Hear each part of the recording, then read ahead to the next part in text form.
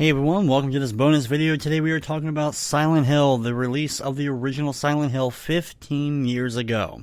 Now, it was actually a couple of days ago, January 31st, 1999 was the release of the original Silent Hill 15 years ago. And unfortunately, I had a lot of stuff going on this weekend, obviously the Xbox Marathon, and then the Super Bowl party, all kind of stuff going on.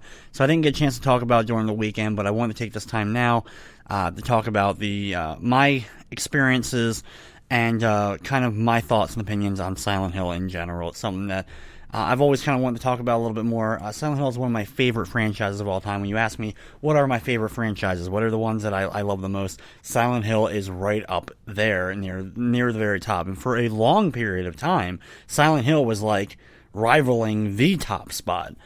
And it's unfortunately, though, the last 5 or so years, things have kind of faltered with the franchise in general, and things have kind of fallen apart a little bit. So maybe it's not as prevalent as it used to be. With that being said, we'll talk about the good, we'll talk about the bad, and maybe even the ugly, that is Silent Hill during this video. Basically, I was obsessed with survival horror games when I first played the original Resident Evil back in 97 is when I think I played it. It came out in like 96. And I talked about this briefly during my my Capcom video, Capcom Thinks We're Too Old video. You can go back and check out that video for some of my thoughts directly about Resident Evil in general, kind of my history with that franchise. So anyway, being a fan of survival horror, I heard little bits about Silent Hill. Now, of course, unfortunately, I didn't get the game on day of launch. This is before I actually even really started getting games on day of launch, with the exception of maybe 1 or 2 just by spot chance. But I started doing that actually at the sequel to Silent Hill, and we'll get to that in just a bit. Now, seeing message board posts about it and all this kind of stuff kind of immediately got my attention. Some people were that have been playing it said it was the scariest game they've ever played, scarier than Resident Evil by far, and like it's the most frightening thing you'll play. And being a big fan of horror movies in general, and like I said, already a big fan of survival horror games with Resident Evil, I had to give this game a chance. So anyway, I went to my local Best Buy with my dad, and I saw the game. And thankfully, it had gone down a little bit in price up to that point. And so I was able to convince him to give me the little bit extra money I needed. And I was able to get the game. Now, I was like 12 or 13 at the release, at this point, at the release. And then when I actually got the game, which would have probably been the following year, to be honest. Would have been probably 2000, I remember playing it.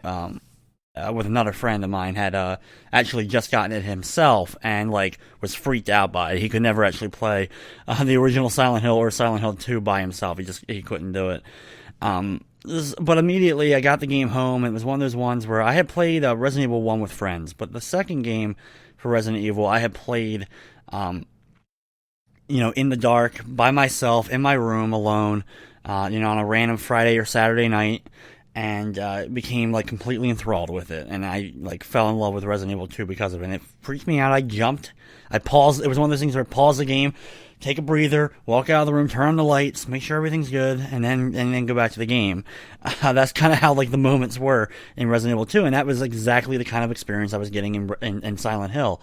I don't want to spoil too much about the storylines or anything. And if you haven't played any of the Silent Hills, you need to go and at least check out the 4 main Silent Hills. 1 through 4, and even though hit or miss as far as some people are concerned with like the 4th game in the series, it's still worth checking out to see where the series went to, and then you can see pretty much the plateau and then where it kind of like started crashing and started going down. Team Silent, which was the team put together to make the original Silent Hill, made 4 games together: Silent Hill 1, 2, 3, and 4. And they didn't have anything to do with some of the other Silent Hills. Maybe bits and pieces here and there, maybe give a bit of advice, but only the first 4 games were that team, and it really, really does show. Now, with that being said, one of the things that immediately grabbed my attention in Silent Hill was pure atmosphere. Now, this game was using, of course, the PlayStation 1, so it had very a huge limit to what it could possibly do. Now, if you've gone back and played the old Resident Evils, Metal Gear Solid, games are masterpieces of their time, and then when you look at them now, wow, that game looks like crap. yeah, it's the product of the time. But back then, even those things, it was one of those things where you first played it, and then in your mind, if you don't even go back and play it, you would have been like, wow, that was like the scariest looking thing I've ever seen. And then you go back and look at it, and it's like, wow, that's one of the most awful looking models of any monster I could ever imagine. But that was just kind of how it was then. And like I said, it just immediately draws you in with these graphics. And then they had to use fog and like the darkness in order to hide, draw distance, because they couldn't have long amounts of draw distance. They couldn't have a whole ton of stuff on screen. But it added so much atmosphere. It became this thing with the fog of Silent Hill. And it was something that was done out of necessity, but became such a major part of Silent Hill was the fog itself. And another thing that just immediately got you was the sound effects. Playing this game, like I said, by yourself, where it's just you're not having any other noise going on, you're not focused on anything else, and you just listen to each step, each movement, each item grab, each monster. Akira Yamamoto, who was the sound director, he was the composer as well for most of the Silent Hill games, actually, even past when Team Silent broke up. Absolutely brilliant. One of my absolute favorite composers. He's like my top 5 composers of all time is Akira Yamamoto. And I love his music. And it started, my love and appreciation for him started with, of course, the original Silent Hill. And like I said, they were, at one point I remember reading something that they recorded, like for Silent Hill 2 alone, recorded like a ton of footsteps. Like some games only have one footstep sound. This game had a ton of them. You weren't hearing the same exact footstep every single time you walked. It was just, he did a lot of cool things with the sound direction that wasn't being done at the time, or at least wasn't being done mainstream or by a lot of people. It's something that you would think is commonplace now, but back then, that kind of stuff didn't exist. And like I said, Silent Hill, like, it freaked me out. I had no guide for it. It was just kind of, you dive in, and you're playing the game, and the whole point of it is, you're playing as this guy, Harry Mason, who is trying to find his daughter, who goes missing in Silent Hill. And then, of course, antics ensue. And by antics, I mean monsters and cults and creatures and demons and devils and all kinds of stuff that end up happening to and around Harry throughout the thing. And it's all, you walk away with all these questions in the end. And the original Silent Hill had multiple different endings. A few of them did. Now, only some of the later ones didn't have as many endings.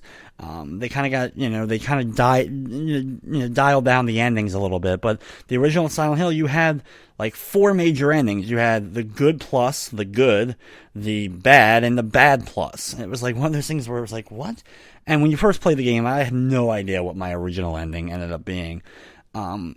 But each one of them did make a difference. And in the end, it was funny because it was the good ending, not the good plus, but the good ending that ended up being the canon storyline for the game. Spoiler territory going into too much of it, so I don't want to, like I said, if you've never experienced these games, experience them for yourselves. They are well worth it, especially if you're a horror fan. If you're a horror fan, you've already done it. I know you have. There's no way you haven't, if you're a horror fan, that is. But anyway, one of the things cool, like, right when Silent Hill 1 was done, had come out, they were starting to build hype for Silent Hill 2. And then the original Silent Hill 2 that I first started seeing stuff for was not the Silent Hill 2 that that became the game that became Silent Hill 2, the one that we know and love. That's exactly what the phrase I was going for, but, stumbling. Anyway, Silent Hill 2, the original was actually supposed to be a side story that was actually about Sybil, who is one of the other main characters from the original Silent Hill game. The original sequel will actually have her as the main character exploring Silent Hill, still originally on the PlayStation 1. Now, in later years, I've had a hard time finding stuff about that particular version of the game. It must not have gotten very far, but I know I saw it somewhere on a few things. Maybe it was fakes. I don't really know. Someone, of course, can inform me if that really did exist or not. But I just remember seeing that, and it was one of those things where it drove interest. And then the PS2 came out, and a year or so goes by, and it's the release for Silent Hill 2. And immediately had to have this game on launch day this time around. This is when the PS2 era is when I started paying really close attention to like release dates and stuff like that to make sure that I was able to get games on the release. And Silent Hill 2 was released on September 24th, 2001, which was the beginning of my sophomore year of high school. And I had at that point started once I started high school, new groups of friends, and then friends would come over every week and we hang out and stuff like that. And the day release for Silent Hill 2, I remember I'm 90% sure it was a Tuesday. I can't remember if I was playing something else at the time or not. But either way, I didn't play Silent Hill 2 that much at that point. So Friday rolls around, I have friends over, and I really want to play Silent Hill 2. It's finally the weekend, no school, all that good stuff. So I put in the game. And a couple of my friends had heard of the game and were interested in it, but some of them hadn't had any interest. And it just became this tradition of my friend, File 91, they would actually read a strategy guide while I played the game, and then everyone else watched. It may not sound like that amazing of a thing, but we have so many fond memories of playing through Silent Hill 2 and the other games in the series afterwards, kind of together, playing the games, enjoying them. And sitting there in one sitting and beating the entire game. And we did that for Silent Hill 2 for the first time. And Silent Hill 2 instantly became a love of not only myself, but a couple of my other friends as well. And it was, this game was, maybe it isn't as, going back and playing it again, I have played it multiple different times, including just about a couple months ago, I've been working on getting the Platinum Trophy for the PS3 HD version, which is fun. You have to get every ending and every possible thing possible to do so. But anyway, maybe it doesn't hold up as well as it did then, but then it made such an impact. The story was so awesome at that time. It just kind of blew your mind at points of what exactly was going on, and when you piece together the pieces of the story, and the game leaves a lot to your own interpretation. Some parts pretty obvious, other parts not so much. And that's what made the game so amazing and so fun.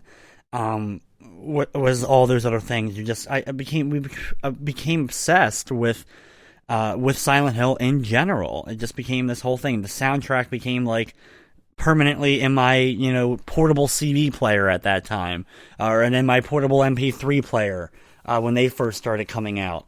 It became a fixture. The music was just amazing. I loved Silent Hill 2. While, my overall favorite to play may be Silent Hill 3, I think, in the end. But more and more so, I even lean towards that not even being true. But my favorite game, period, in the whole series is Silent Hill 2. I think it is the showcase of what made this series great.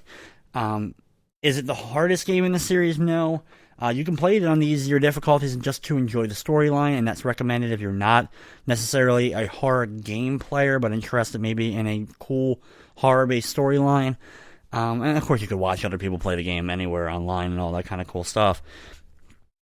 But there was just so much around Silent Hill 2 that was just so fun to think about and to study and to read up on. And like I said, it kind of became an obsession. And the following year, Silent Hill 3 came out. It was actually less than a year, if I remember correctly, for the release of Silent Hill 3. It wasn't quite a year or something like that. Actually, let me pull it up real quick. Okay, so August 6th, 2003. So I was right. It was right close. And anyway, it became the same thing again. We sat down together, and we played Silent Hill 3. Me, all my friends, a Friday night, and sat there and played from start to finish Silent Hill 3. And just like with 2, I fell in love with this game. And I was the only one at the time, other than one other friend of mine, who had played Silent Hill 1. So I immediately started getting the connections of what was going on in the storyline. Like I said, I'm trying not to spoil anything. But anyway, you play as a different character in all the Silent Hills, actually. In 2, you played as James, looking for his wife in Silent Hill, even though she had already died. He received a letter after she died that she was going to Silent Hill, she'll meet him there, and he ends up going to try to meet up with her. That's the story of 2. And in 3, you're playing as this girl, Heather, who is not in Silent Hill, but strange crap starts happening, eventually leading her to go to Silent Hill to find out why it's happening, more about her, her past, all that kind of cool stuff. And like I said, it's just, they connect it. 1 and 3 are the connection, they're together. While the other games have little cameos and mentions of other things in the other parts of the series, but maybe not as prominent. And Silent Hill 3 became my favorite one for a long time. Based on, I love the soundtrack just as much. Like I said, I keep saying this about all of them. The music's so good. It's my favorite music of video games. It's Silent Hill music. I love the music. And with Silent Hill 3, they didn't change up too much with the gameplay, so it was still mainly the same core. It was still very much enjoyable. Weird creatures. The creatures in Silent Hill, if you don't know, a lot of which are manifestations of the characters in the games itself. So you'll meet a character or yourself, something's weird about that character, some, quirk about them, something in their past, and that is manifested into monsters in Silent Hill. And it's something that's not really talked about in the games or all that. It's just kind of pretty much what's assumed. And it was fun looking at the different things and then matching up. Oh, that represents this part of this character. This represents this part of this character. And this represents this and blah, blah, blah. And just like I said, do they play the greatest ever? Are these like they have a pinnacle of control? No, because they are survival horror games. They have better controls, in my opinion, than like early Resident Evils, but they have that tank style control, so you know what you're getting into if you play the game. Now, a year later was Silent Hill 4, which was called Dub the Room. Now, at this point, I actually had moved houses, so things were changing. This is actually post my graduation from high school, as I was a junior with Silent Hill 3, and being 2004 is the year I graduated. I graduated back in June, so it was like we were still friends, still getting together, and we got together to play Silent Hill 4: The Room, and it was the first time since we started that we didn't finish the game in one sitting. In fact, I didn't actually finish Silent Hill 4: The Room for a few weeks after the game was released. And there's a multitude of different reasons. The game was a lot longer than expected. We also started the game like later at night than we had with some of the other ones. And also the game is a ton different in many aspects than the other Silent Hill games. One of the big differences was you had like a hub world in this one of an apartment building. Basically, you play the main character, Henry Townsend, who moves into an apartment, all of a sudden wakes up, and he's stuck and locked inside of his apartment. At the same time, a weird hole opens up, and he can travel through it, and when he does, he goes to weird different locations around his area and stuff like that, but different locations altogether, and then you complete different areas, and it was all broken up into all these different areas.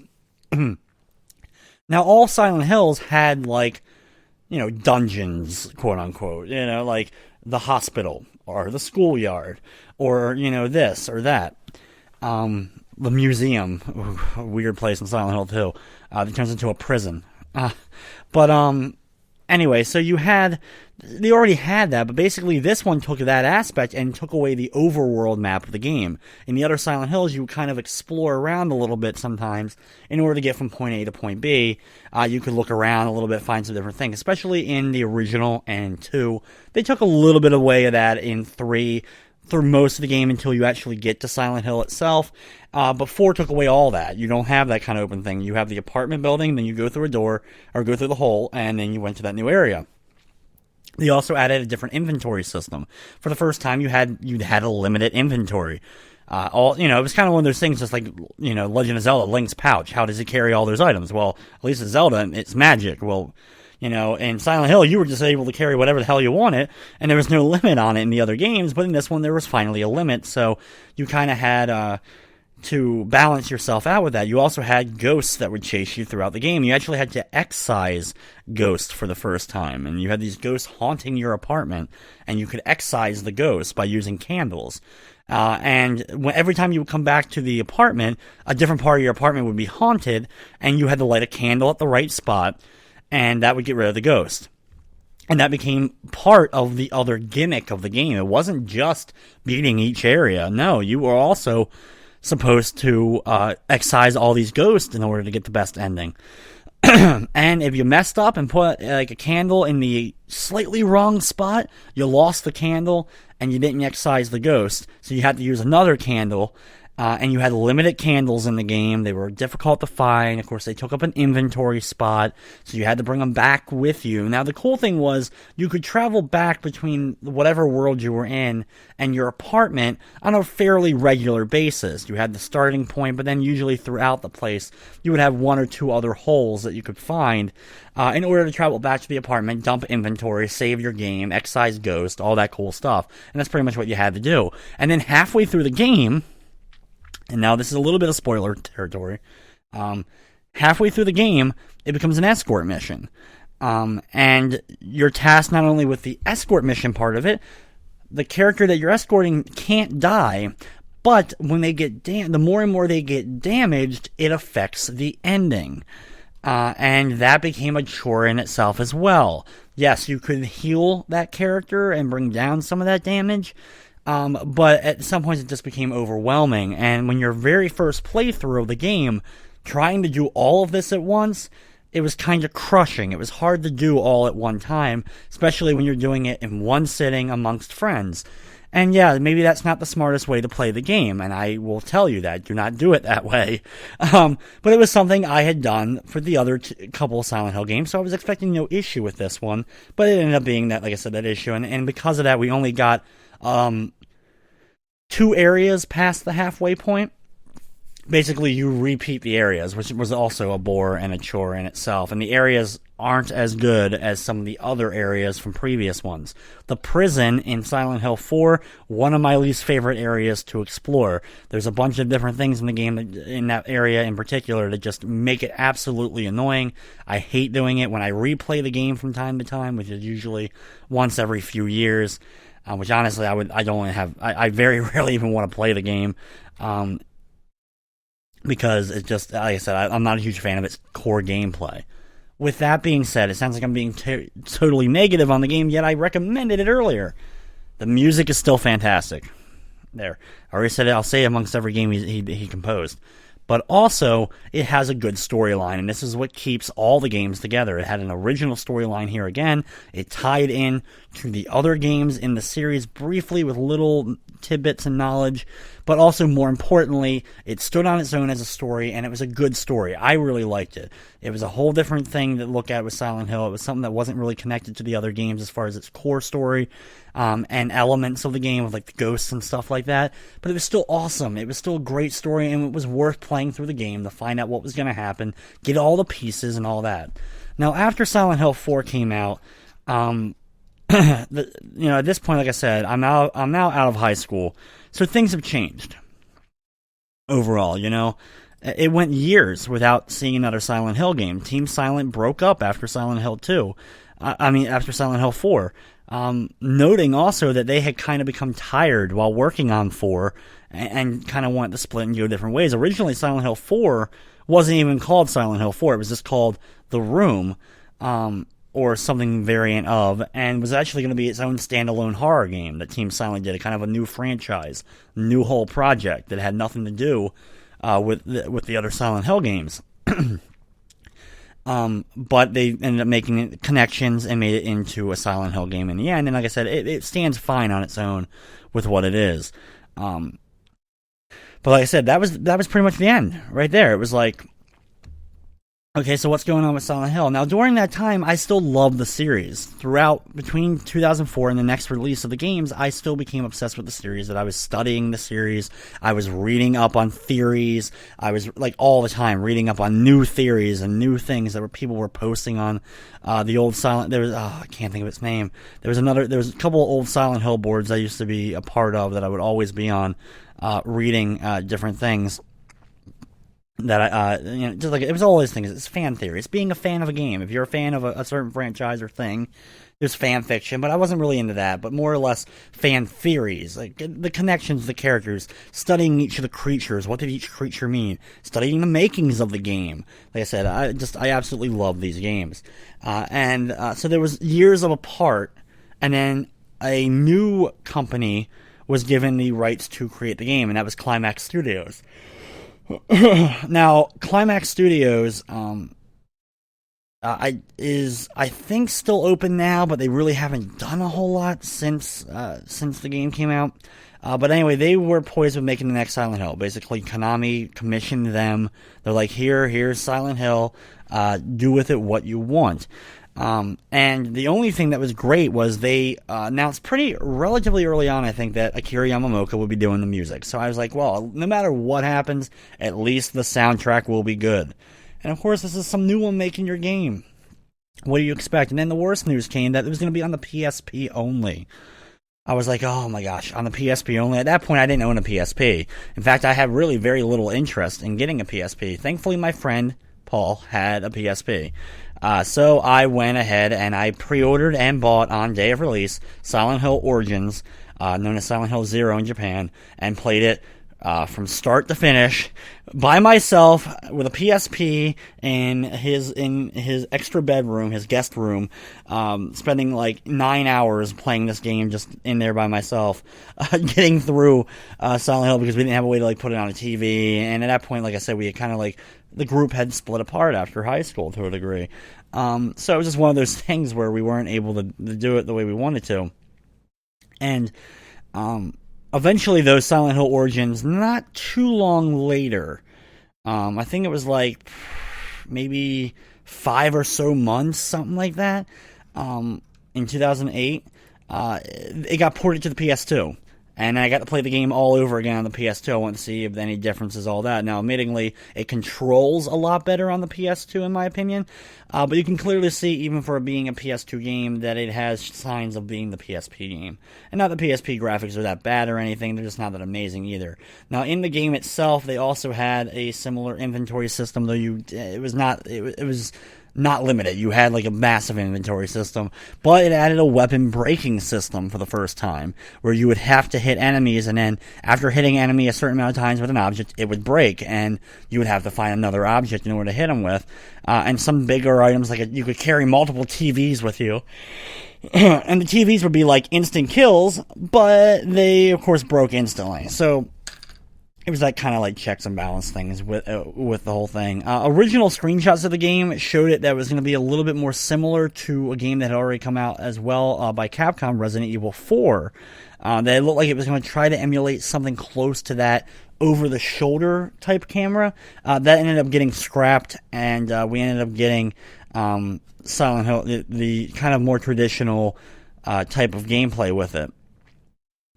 Now, overall, the game is not as good as as the other 4 games in the series.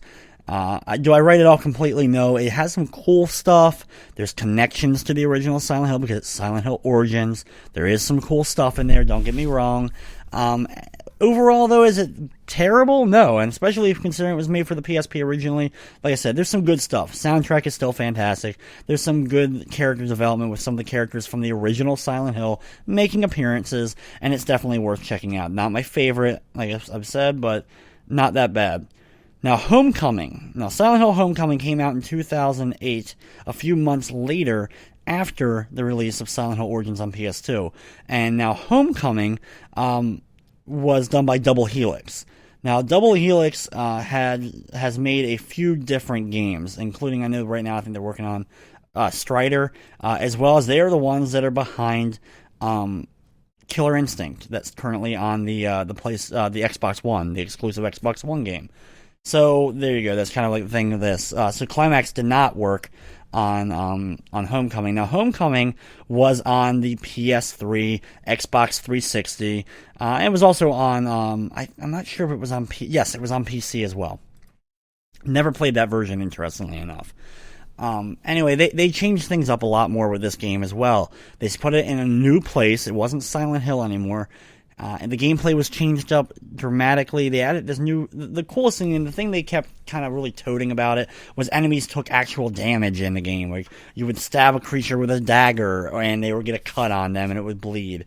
But the combat became convoluted at times. It was hard to do in very small areas, and overall, just, like, the gameplay itself, not that great. Once again, it's one of those ones where give me the original Silent Hills over this one. However, this was also kind of a reunion for me and my friends. We got back together, we played this game in one sitting from start to finish, and we enjoyed the experience. Was it a great game? No, but we definitely enjoyed the experience, that's for sure. Regardless of that, the music, once again, good, and the storyline was also very good. I actually really do like the storyline in the game.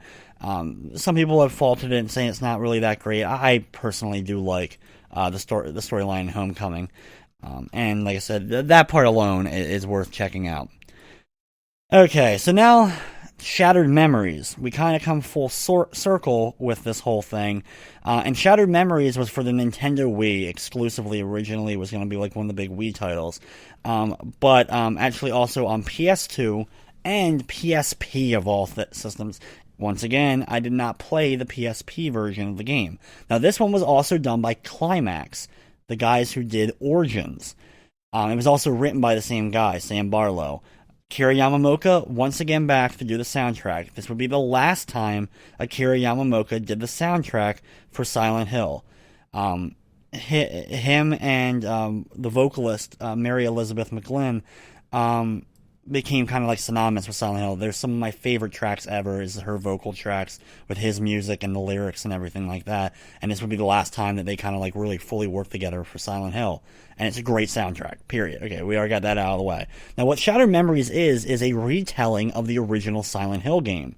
It's not a remake of the original Silent Hill because it's completely different gameplay. There's no combat in the game whatsoever. They also use this ice motif for the entire game where the whole town of Silent Hill and all that is completely covered in ice and snow for the most part as you're exploring it.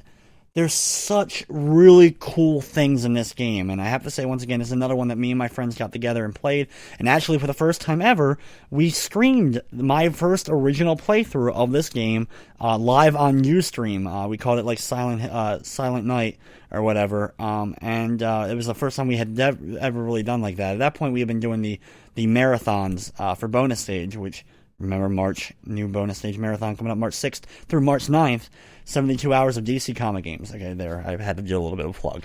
But anyway, we did stream Silent Hill Shattered Memories. We got together with all my friends, and we played through it from start to finish. And like I said, there was some really, really cool stuff. I really wish I had the footage from that. Unfortunately, Ustream doesn't really save that kind of stuff. But it was a ton of fun as far as, like, just, there's stuff in this game. For example, without spoiling too much about it, one of my favorite moments of the game was, the whole game is kind of done through a therapy session. You have your main character that you have first person's perspective talking to a therapist, and then different things are given. You're given psychological tests throughout the game, including also given a picture of a house, and you're allowed to color it. You literally color a picture of a house. And when you do so, after you complete coloring the house, no matter what goofy colors you end up coloring it, when you go back to the game right after that sequence, the first house you see is that house colored in the same colors you just did that. Now, that may not seem like something that amazing to some people, but to me, that was freaking awesome. It was just like this really cool thing. The game is all psychological. It had multiple different endings, and it was done in a way that your main character, and once again, you play as Harry from the original Silent Hill, is that choices you make with the different characters that you end up meeting and running into, the choices that you make affects how the other characters look, talk to you, react to you, all that kind of stuff. Like, literally, the characters will change in appearance based on how you act, including, of course, eventually leading to the ending, depending upon how you do things, for what, like I said, for whatever ending you end up getting. And, is it the best playing game? It is not. Those who watched the Silent Hill marathon, which you actually can find my entire Silent Hill marathon if you go to Bonus Stage marathons at Twitch twitch.tv/bonus stage marathons. You can find that my group last November did, not this past one that just went past, but the previous November 2002, we did a 72-hour Silent Hill marathon. So you can go there and watch a whole bunch of great Silent Hill stuff. I can't believe it took me that long to really even talk about that. But anyway, and you can watch the greatest rage playthrough of Shattered Memories you will ever see in your life, and I'm not even kidding.